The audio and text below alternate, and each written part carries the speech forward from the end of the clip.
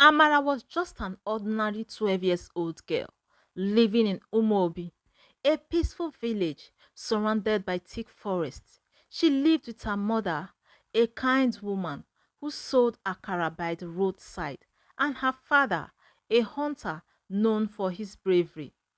Amara loved to play, but there was one thing she loved more than anything: watching the snakes in the forest behind their house. One evening, as she walked home from school, she heard a soft hissing sound. She turned and saw a small green snake coiled up near a mango tree. Instead of running, she tilted her head and whispered, "Are you lost?" To her shock, the snake raised its head and replied, "Yes, can you help me?" Amara grasped and stepped back. Her heart pounded. She blinked twice, thinking she had imagined it. "Did you just talk?" she asked.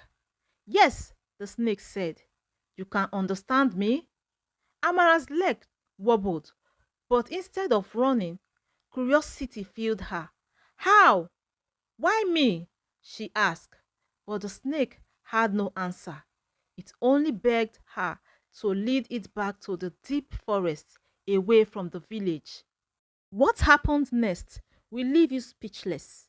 If you love the story, don't forget to like, subscribe, and share with your friends. And tell me, should Amara trust the snake or try to return home? That night, Amara lay awake, staring at the ceiling. She knew one thing: no one must know about this. If her parents found out, they would think she was cursed. If the villagers knew, they would chase her away. Little did she know, this was only the beginning of something bigger, something that would change Umobi forever. The next morning, Amara promised herself she would forget about the snake. But on her way to school, something strange happened.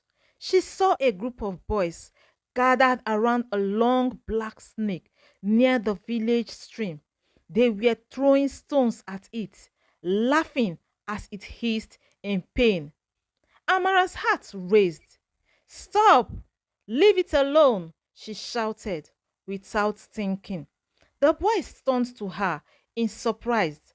"Are you scared, Amara?" One of them mocked. Before she could reply, she heard a whisper in her head. "Help me!" It was the snake. Amara's hands trembled. "Please, just let it go," she pleaded. The biggest boy among them, named Okay, picked up a big stick. "Why do you care? It's just a snake." He raised the stick to strike, but before it could land, the snake sprang up and skittered towards him. The boy screamed and ran, leaving Amara and the snake alone. The snake turned to her. "Thank you, Amara. You are special." Then it disappeared into the bush. That evening, Amara sat under the mango tree, thinking about what had happened. She didn't notice her best friend, Adeze, was watching her. "Why were you talking to a snake today?" Adeze asked, crossing her arms. Amara's mouth went dry. "I wasn't," she lied. Adeze narrowed her eyes. "I saw you. You were pleading for it." Amara panicked. If Adeze told anyone, she would be in trouble. She needed to make her promise to keep quiet. "Fine," Amara signed. "I will tell you a secret, but you must swear not to tell anyone." Adeze leaned in, eager to hear. Amara hesitated, then whispered, "I can understand snakes." Adeze burst into laughter. "Amara, you read too many storybooks." "I am serious," Amara insisted. She looked around, then whistled softly. A small brown snake skittered out of the grass and coiled near her feet. Adeze's eyes widened. "Amara, how did you do that?" Amara knelt beside the snake. "Are you hungry?" she asked. The snake fickled its tongue. Yes, very. Adaeze grasped. You, you are not lying. She covered her mouth. Amara, this is dangerous. What if someone finds out? Amara swallowed hard. That's why you must never tell anyone. Adaeze nodded, but fear was written all over her face. The next morning, news spread like wildfire. Chief Okeke, the village leader, was dying. He had been strong the day before, but now he couldn't move. The village healer tried herb, but nothing worked. At school, Adeze whispered, Amara, do you think this has something to do with the snakes? Amara frowned. What do you mean? Adeze leaned in. People say the chief's house is built on an old snake shrine. What if the snakes are angry? Amara's heart pounded. Could that be true? That night, she decided to find out. After dinner, Amara sneaked out and walked towards the thick forest. The moon was full.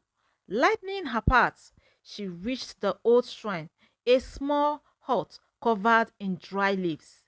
Suddenly, a deep voice hissed, You have come, child. A massive snake with golden eyes sitted out of the shadows. Amara froze. Who are you?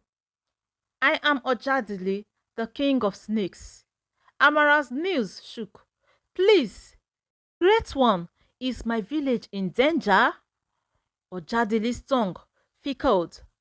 The chief is sick because he destroyed our sacred home. He must return what he took, or the sickness will spread. Amara grasped. What did he take? A golden staff. He must return it before the next full moon, or he will die. Amara's head spun as she ran home. How could she tell the chief? No one would believe her. The next day, she went to Adeze's house. We need to find the staff, she whispered. Adeze's eyes widened. Are you crazy? How do we even get into the chief's house?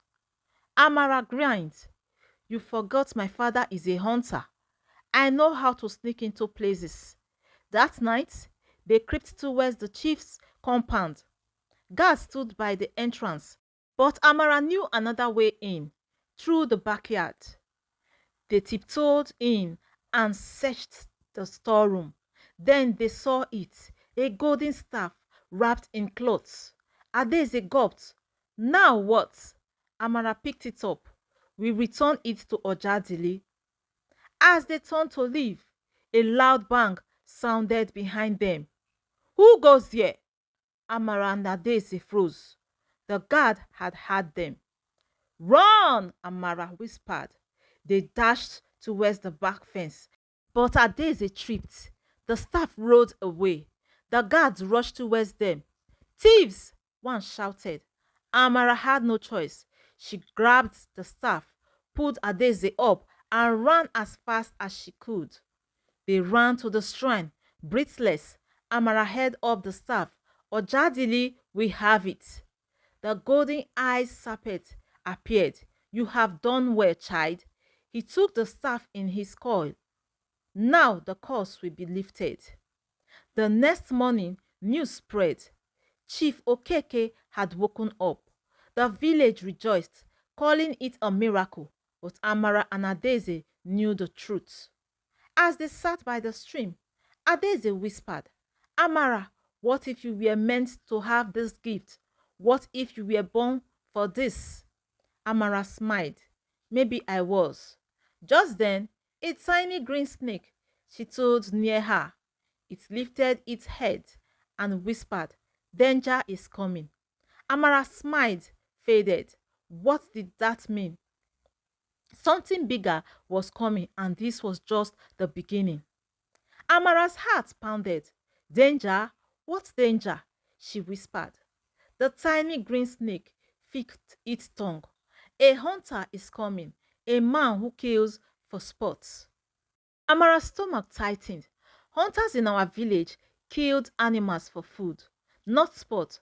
But if this man was different, Then the snakes were in trouble. Adaeze, who couldn't hear the snake, frowned. Amara, what is it saying?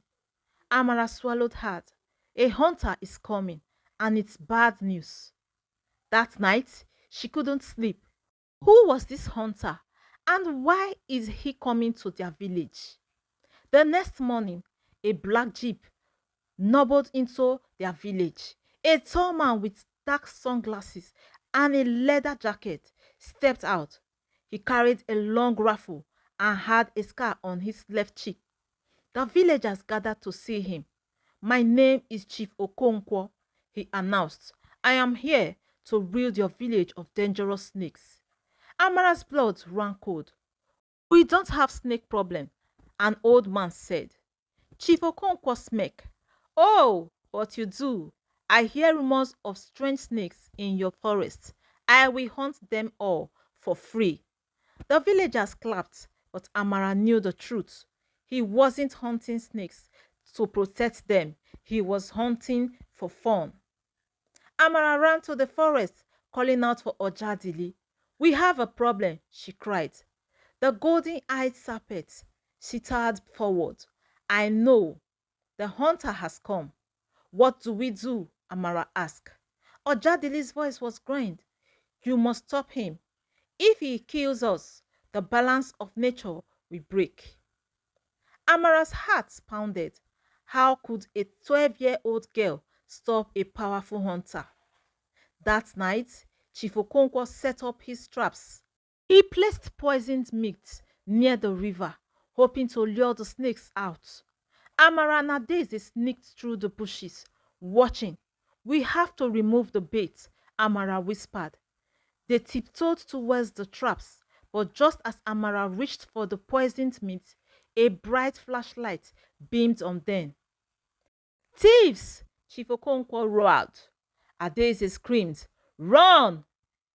Chief Okonkwo charged towards them, his rifle swinging.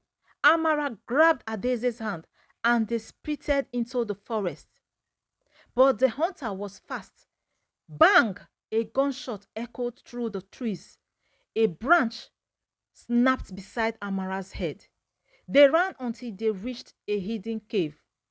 Panting, Amara pressed her back against the wall. We can't let him win, she whispered. Adaeze's eyes were wide. How do we stop him? Amara took a deep breath. We need the snake's help. At sunrise, Amara called for Ojadili. We need to fight back. The serpent king nodded. Then we shall rise. From the bushes, hundreds of snakes slithered forward. Green mambas, pythons, cobras. Amara had never seen so many at once. We will strike tonight, Ojadili declared. That night, Chief Okonkwo set out with his rifle, ready to hunt. But as he stepped into the forest, the ground moved. Hundreds of snakes surrounded him. He cursed and fired his gun, but the snakes dodged. One slittled up his legs, another coiled around his arm. Amara stepped forward. Leave our village. Chief Okonkwo's face twisted in fear. You control them? Amara nodded. Yes, and if you ever come back, they won't be so kind. Terrified, the hunter scrambled to his jeep and sped away. The next morning, the village was buzzing. The hunter left. He looked terrified. What happened? Amara and Adaeze stayed quiet, but whispers spread. Some people began to suspect Amara knew more than she was saying. That evening, Chief Okeke called a meeting. Someone in this village has been controlling the snakes, he said, and we need to find out who. Amara's stomach twisted. If you knew anything, step forward now. Silence filled the air. Then a voice called out, I know who it is. Amara turned. It was Adaeze. Amara's blood turned cold. Adaeze? Her best friend looked at the ground. I am sorry, Amara. I had to tell them. The villagers grasped. Chief Okeke's eyes narrowed. Amara, is this true? Amara's mind raced. If she admitted it, they might chase her away. If she lied, Adeze had already exposed her. She took a deep breath and whispered, "Yes, I can speak to snakes." The village erupted into chaos. Some people grasped in awe, others stepped back in fear. Chief Okeke's voice rang out. "Then she must leave. She is not one of us." Amara's heart shattered. She had saved the village, yet now she was being cast out. Tears filled her eyes as she turned to Adeze. "I trusted you." Adeze's voice was small. "I am sorry, Amara, but I was scared." Amara took one last look at her home. Then, with a heavy heart, she walked towards the forest. She was no longer just a girl. She was the girl who spoke to snakes. And her journey was only beginning. As Amara walked towards the forest, she heard her mother's voice behind her. "Amara, wait!" She turned and saw her mother running barefooted, tears streaming down her face. Her father followed, his face hard but his eyes filled with pain. "You cannot send my daughter away," her mother cried, kneeling before Chief Okeke. "She is just a child." Amara's father stepped forward. "She has done nothing wrong. She saved this village." But the chief shook his head. "She is cursed. If she stay, we do not know what else she will bring upon us." The villagers murmured in agreement. She looked sad, others afraid. Adeze hid behind her mother, unable to meet Amara's eyes. Her mother turned to her. "My child, you don't have to go. We can fight this." But Amara knew the truth. The village had already made up its mind. She gave her mother a small smile. "I will be fine, Mama." Her mother sobbed as Amara's father clenched his fist. Looking at the chief, "You will regret this," he said. Then, without another word, Amara turned and walked into the forest. The night was cold, and Amara shivered as she walked deeper into the forest. She had no food, no shelter, and nowhere to go. She sat under a large tree and burned her face in her knees. "Why did this happen to me?" she whispered. A soft hiss made her look up. Ojadile, the serpent king, was watching her. "You are not alone, Amara," the serpent king said. "You have a gift, and gifts are not always welcomed by those who fear what they do not understand." Amara wiped her tears. "But where will I go?" Ojadile's golden eyes shone. "You will stay with us. The snakes will be your family now." And so, Amara made the forest her home. Days passed without Amara. Strange things began to happen in the village. First, the farm started to dry up. The crops withered overnight. Then rodents filled the houses, eating the villagers' food without snakes to keep them away. The village was overrun. Finally, a strange sickness spread. People developed fevers, and no herbs could cure them. The villagers whispered, "Maybe we were wrong to send Amara away." One evening, as Amara sat by the river, she heard footsteps. She turned and saw Chief Okeke, his clothes dusty, his face tired. Behind him were her parents and some elders. "Amara," the chief said, his voice heavy, "we need you." Amara crossed her arms. "You sent me away. Now you want my help." The chief looked ashamed. "The village is suffering. The rodents are destroying our food. The sickness is spreading. We were wrong about you." Amara's mother knelt before her. "Please, my child, come home." Amara felt her heart soften. She missed her home, but could she trust them? She turned to Ojadili. "What should I do?" The great serpent studied the chief. Then he nodded. "Go, child. Show them your true strength." Amara stepped into the village. For the first time in weeks, people gasped when they saw her. She walked to the village square and raised her hands. Snake stood from the bushes, chasing away the rodents. Then she went to the sick villagers. She whispered to the snakes, and they brought herbs from the forest. Within days, the sickness disappeared, the land healed, the village flourished. Chief Okeke stood before everyone. Amara, we were blind. You are a blessing. The villagers clapped and cheered. Even Adeze, with tears in her eyes, ran to hug Amara. I am so sorry. Can you forgive me? Amara smiled. Only if you promise never to be afraid of what you don't understand. Adeze nodded. I promise. From that day on, Amara became the protector of the village. She was no longer the girl people feared. She was the girl who spoke to snakes, the girl who saved them all. Like I always say to my returnees, you are the real G of this channel. And if you have watched it this time, don't forget to like and share, subscribe. And if you are new to this channel, hi, welcome to this channel. Don't forget to subscribe if you have not before, and let me know what you think in the comment section. If you were to be Adeze, would you have exposed her or keep her secret as her friend? Let me know in the comment section. Thank you for watching Folktale with Chinelo.